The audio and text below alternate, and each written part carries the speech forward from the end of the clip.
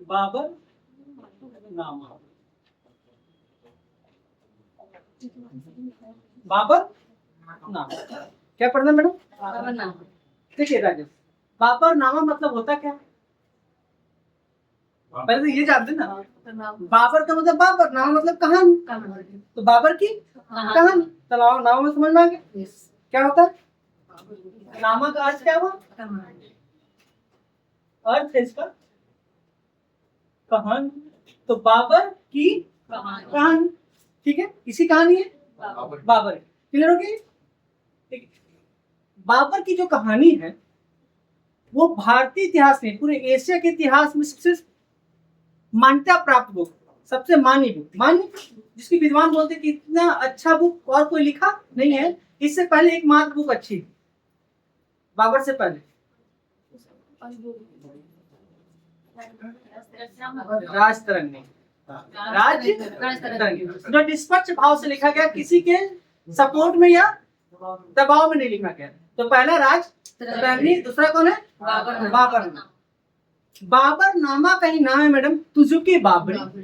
तुजुके बाबर नामा का ही एक नाम है वाक्या बाबरी, वाक्याते बाबरी। कुल तीन नाम, कुल तीन नाम। तो बाबर नामा का अन्य नाम क्या है?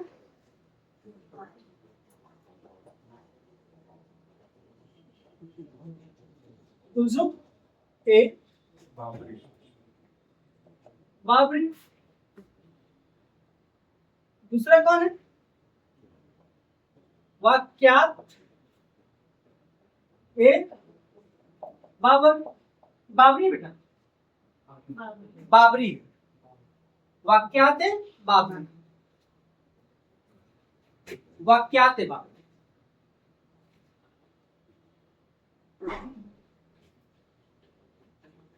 वाक्यात ए बाबरी, ठीक। अब देखिएगा, बाबर नामा जो लिखा गया, इसकी भाषा है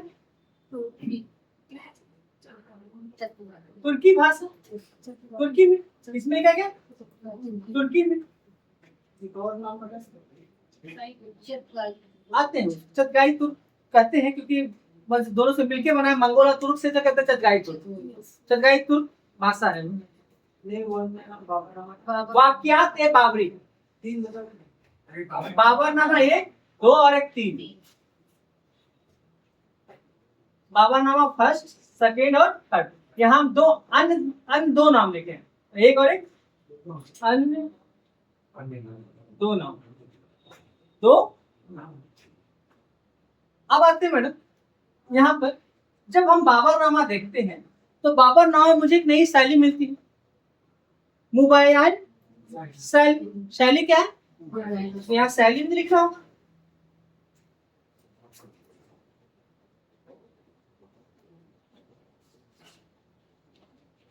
मुबायन शैली, ठीक है।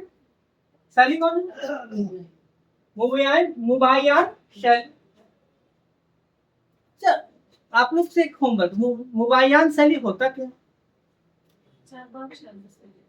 चार बार एक पानी पटाने का ऐसा कुछ वो नहीं होते हैं ना, वो चार बार से चार बार वही है।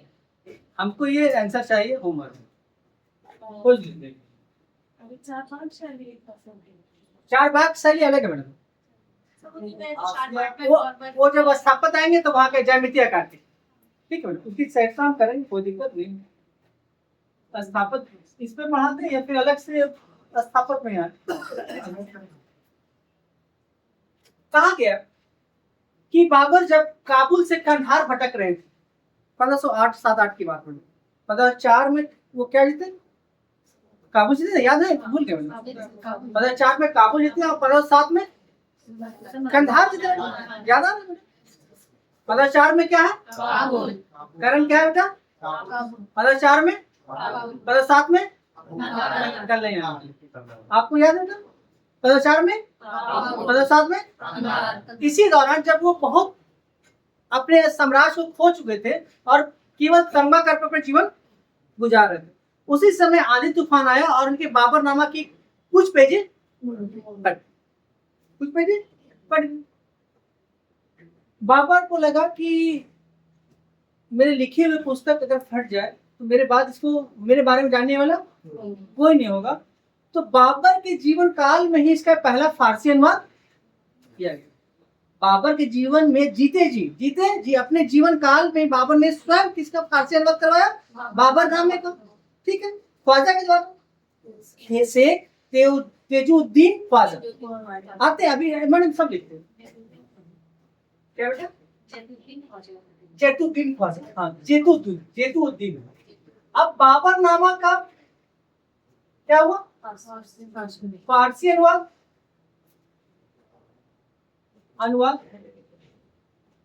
तो फारसी अनुवाद 4 बार हुआ। कितनी बार हुआ मैडम? फारसी अनुवाद कुल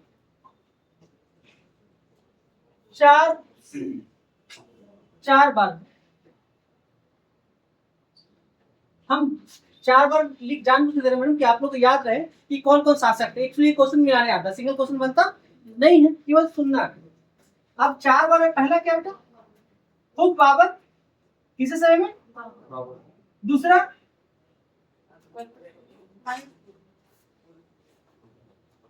तीसरा अकबर, चौथा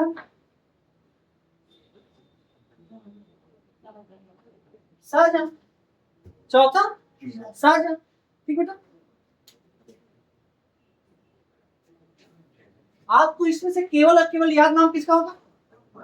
अब्दुल रहीम खान। ये तो कॉमन है, ये तो आम जिंदगी है, मिनटोस में आते। मैडम ने याद दिला ये कहते हैं शेख तेजुद्दीन ख्वाजा द्वारा। किसने अनुवाद किया? तेजुद्दीन ख्वाजा। आप लोग अगर कोई और नाम हो लिख सकते हैं, कोई इशू नहीं है। तेजुद्दीन और भी कोई नाम हो फिर लिख सकते हैं। अच्छा, हुमायूं के समय में जैना खां कौन है? जूना खां नहीं बेटा, अलग अलग है। जैना खां एवं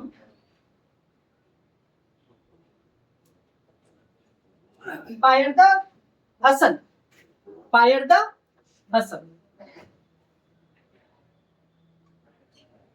आप सबसे केवल यही क्वेश्चन पूछा है मैडम। किसके बारे में पूछा? इसी एक क्वेश्चन में यही बना है।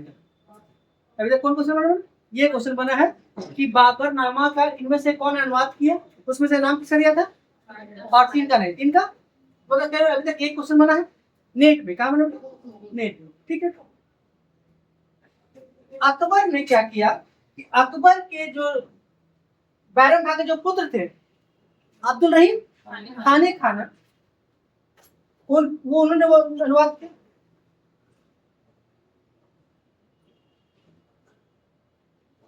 खान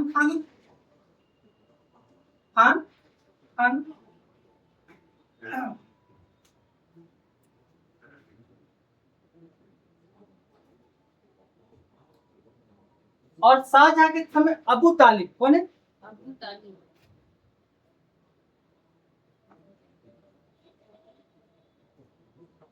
और दुर्बाती है ना, दुर्बत्ती। आप ऐसे भी लिख सकते हैं यार, दुर्बत्ती ऐसे भी दोनों।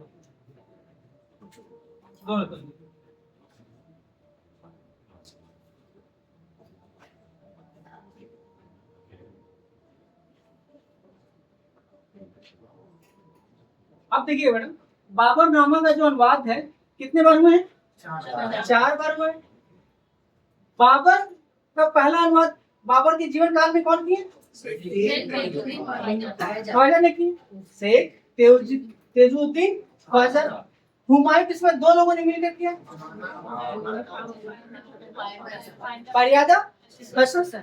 इसी के बारे में फिर केवल पूछा मैडम हुमायूं के समय किसने किया था? अब इसका नाम नहीं आया, हो सकता है इसका नाम आ जाए। क्वेश्चन क्या था मैडम? कि बाबरनामा का हुमायूं में किसने अनुवाद किया? आंसर क्या था? अकबर। इसलिए कॉमन है, इसलिए कोई कभी पूछता नहीं है, क्योंकि हमने शुरू से पढ़ते आ रहे हैं। क्या पढ़ते आ रहे हैं? शुरू से पढ़ते आ रहे हैं अकबर के समय। और शाहजहां के समय कौन किया? अबू तालिब दुर्बती। ठीक है।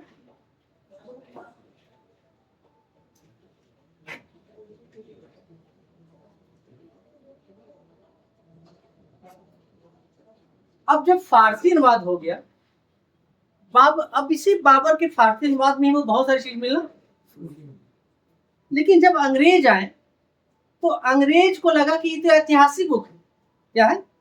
ऐतिहासिक बुक। राजतरंगिणी के बाद कोई अगर भारत में कोई बुक अच्छा लगा वो है बाबरनामा।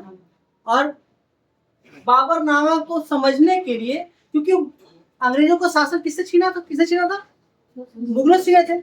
और मुगल भारत के उस समय सम्राट संस्थापक थे। तो वो बाबर, आखिर बाबर का क्या विचारधारा है, बाबर का क्या विचारधारा है और कैसे इतना आसानी से भारत को जीत, उसको समझने के लिए उसने बाबरनामा का अंग्रेजी अनुवाद कराना शुरू किया।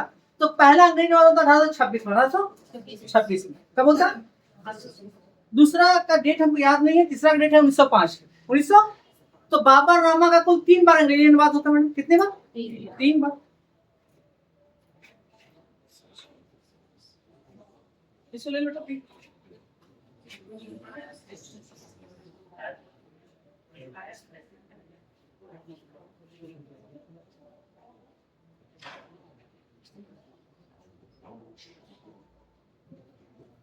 चलिए कॉपी बंद कीजिए तो फटाफट, जो लिखे जहां पे बंद कीजिए। प्रीति मैम चारों का नाम बताएं। कोई कॉपी नहीं खोलेंगे।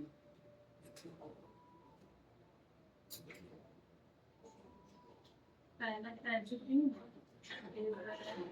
जैनत और फारिदा, हुमायूं के टाइम पे अब्दुल हामिद खान चौथा, और 5 साल चौथा अब्दुल तालिब। किरण मैम ऐसे भी मत देखिए मैडम, लेकिन सर आप पूरा फर्स्ट में ताजुद्दीन और सेकंड में जौना खां, फारिदा और अब्दुल रहीम खाने खाना, और लास्ट में फिर बत्ते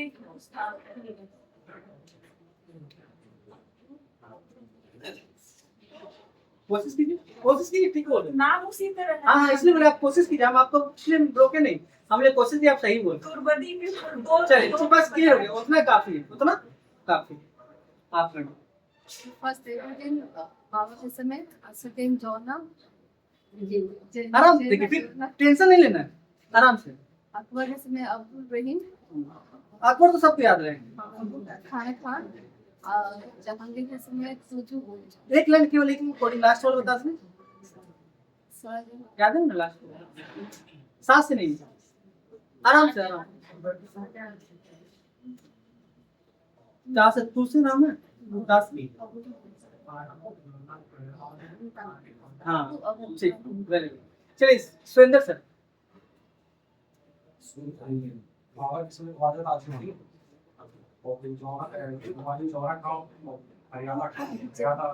आराम से आराम से, परेशान नहीं होना। Very good. अब आते हैं अंग्रेजी अनुवाद, बाबरनामा का अंग्रेजी अनुवाद।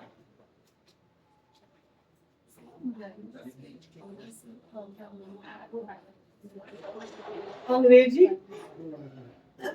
अनुवाद। एक चीज हम और पूछना चाहेंगे कि पूरा नाम कभी याद ना हो, परेशान नहीं होना।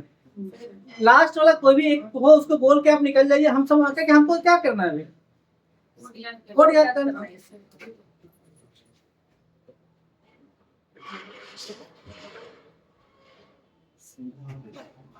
अंग्रेजी अनुवाद कितने बार हुआ मैडम? 3 बार। 3 बार। पहला जॉन लिटिल, कौन?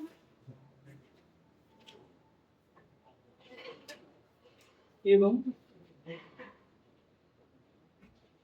विलियम बेरेस्की। विलियम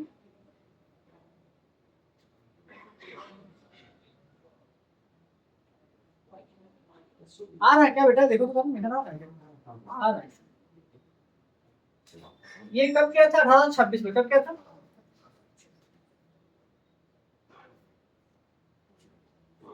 डेट याद रखना है। हाँ जी, डेट याद रखना बेटा।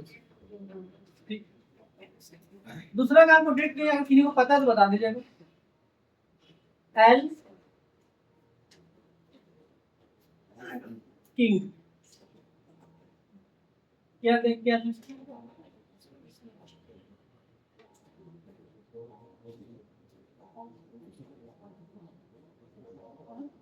तीसरा था क्या? तीसरा था श्रीमती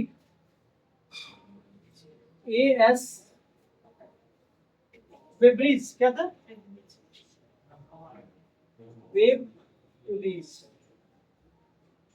वेब्रिज ये 1905 में। 1900 हाँ कब बेटा? 1905 में। और कुछ है क्या इसमें? अब आप लोग लिख ली, फिर हम चर्चा करें। ओके हो गया करण? लिखे लिखे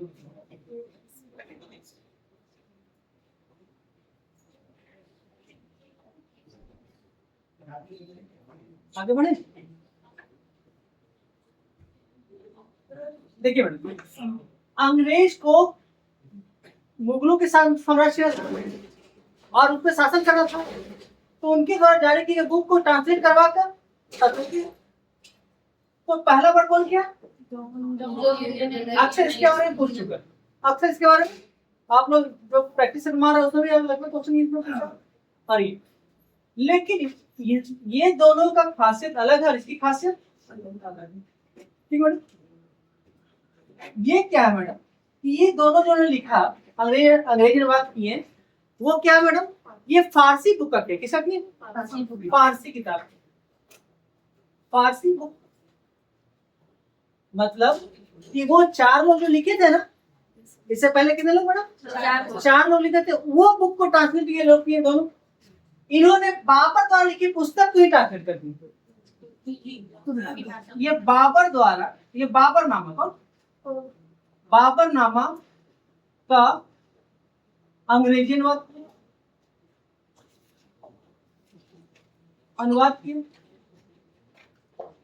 और ये कौन वाला था? तुर्की वाला। कौन था? तुर्की भाषा वाला। तुर्की भाषा वाला। बाबर नामा जो तुर्की भाषा है मूल पुस्तक है। कौन बोला? मूल पुस्तक। मूल पुस्तक का अनुवाद कौन किया? श्रीमती एएस वेब्रिज ने। कब किए? 1905 में।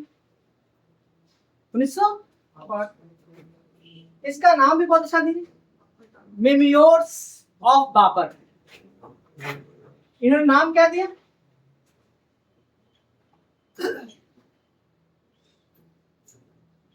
ऑफ बाबर।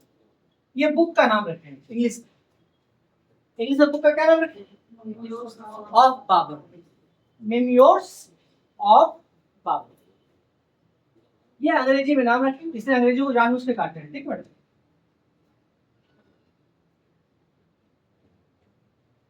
और ये पुस्तक इंपॉर्टेंट है। इसके लेखक कौन है? वेब्रिज।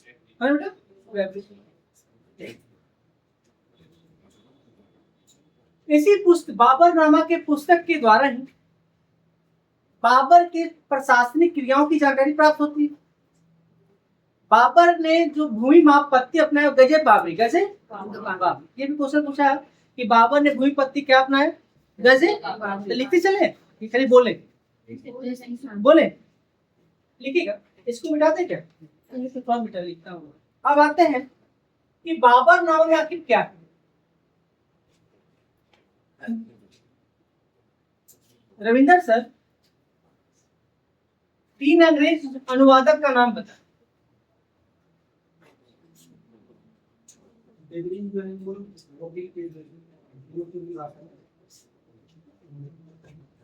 आपको कुल अंग्रेजी अनुवाद 4 लोग ने किए। कितने लोग ने?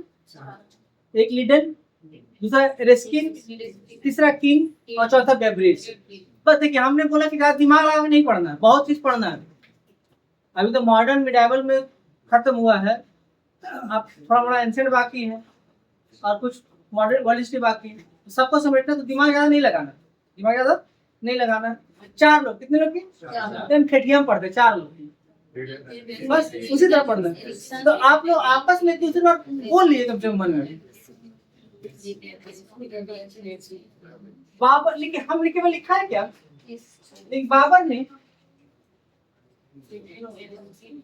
ने भूमि माप के लिए, बाबर ने भूमि माप के लिए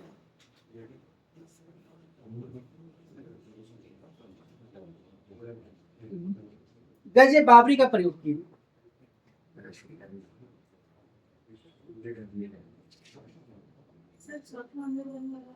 क्या बोला?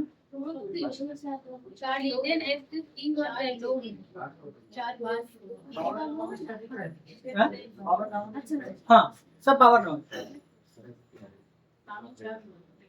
बाबर ने एक नए पद वजहदार की जिक्र किया। बाबर ने एक नया पद वजहदार का जिक्र किया। वजहदार एक प्रथा था, एक प्रणाली है। क्या है वजहदार? वजहदार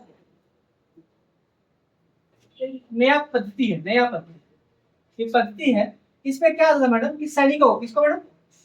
सैनिकों को वेतन के बदले जमीन दिया। क्या मैडम? जमीन देने की प्रथा किसने शुरू किया? इसको बाद में हम लोग क्या बोलेंगे? दिल्ली सब में एकता था और यहाँ जमींदारी व्यवस्था।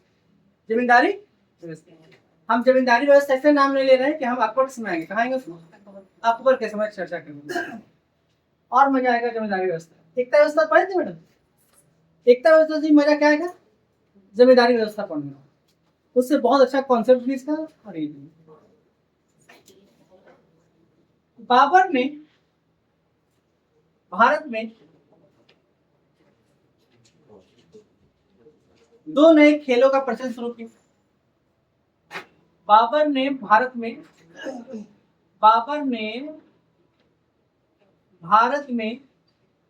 2 नए खेलों का प्रचलन शुरू किया।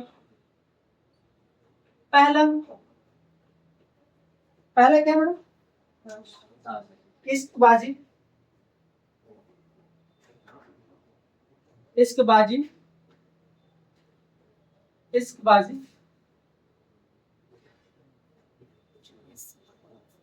दूसरा है गंजीफा या गंजीका।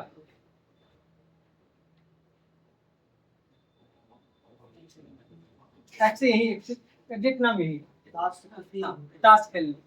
ये है इश्कबाजी है कबूतर वाला, कबूतर खेल का खेल, और ये है ताश का खेल। और कुछ है क्या?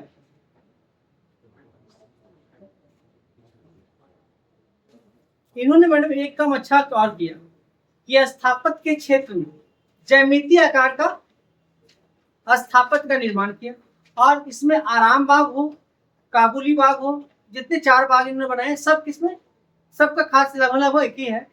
इन्होंने कहा कि भारत में हमें भारत का 3 अभिश्राप है। 3 धूल, धूप और लू। धूल, धूप और लू, भारत का 3 अभिश्राप। श्राप क्या है मैडम? धूल, धूप और लू। क्योंकि वो काबुल से आए थे ना, वहां उतना गर्मी नहीं था, वहां ठंड था। क्या मैडम? ठंड था। आपको ज्योग्राफी पढ़ाए थे मैडम, आंसर याद है? ज्योग्राफी में क्या हाइट कैसे बढ़ता है, ठंड बढ़ता है? आपको कैसे ऊपर चला जाता है? हाँ नहीं तब भूल गए ज्योग्राफी। बस ये तो अच्छा चलिए जब भूल गया तो अब बाबर ने भारत के फल में सबसे ज्यादा तारीफ आम का, और पशुओं में हाथी, पशुओं का हाथी।